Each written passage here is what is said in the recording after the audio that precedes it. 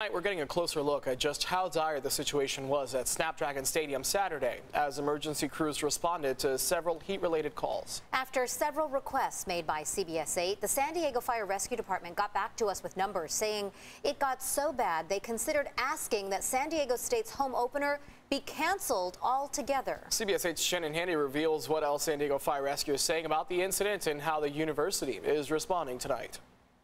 San Diego Fire Rescue claims SDSU did not ask for their input on its emergency plan, but the university tells me they did work with the department. Either way, I'm told the two are supposed to meet prior to this weekend's matchup against Idaho State to ensure the chaos that happened here Saturday never happens again.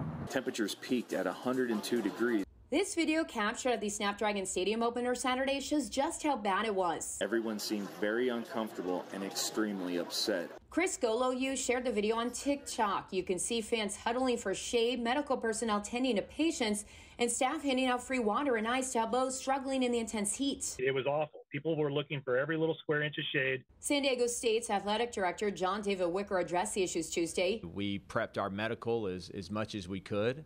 And had as many folks on staff on site as we could. But San Diego Fire Rescue says not enough preparations were made. In a lengthy statement just released, a spokesperson for the department noted Snapdragon is in the city's jurisdiction, and on several occasions prior to the event, fire officials, quote, offered to collaborate with SDSU on the medical plan for the event, but it was clear that our input was not solicited.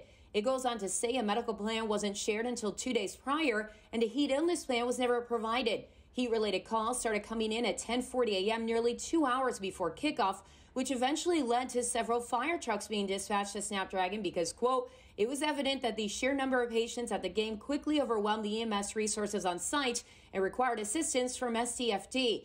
As for how many people were treated, the spokesperson explained its crews tracked 14 heat-related responses, and 5 of those patients were transported to local hospitals, but that those numbers don't represent the total amount because, quote, they treated many patients without taking the time to track each one because of the urgency of the circumstances. We reached out to Falk, one of 2 ambulance providers on site, and were told their staff treated 10 patients, 6 of whom went to the hospital. Meanwhile, Wicker previously told the media he thought there were nearly 200 medical requests during the game. Today, San Diego State responded to San Diego Fire Rescue's claims with a lengthy statement of their own, saying even though they're a state institution, they shared its medical plans with the city 3 days before the game, but the department did not offer any feedback. Additionally, the university says it took extra measures before and during the game, such as installing misting zones and passing out 200 free cases of water, adding it, quote, values its relationship with STFD and its presence and expertise in the Unified Command Center for stadium events, as we have been coordinating in the months leading up to stadium opening. You can read both those statements in their entirety on our website. Go to cbs8.com and click on this story.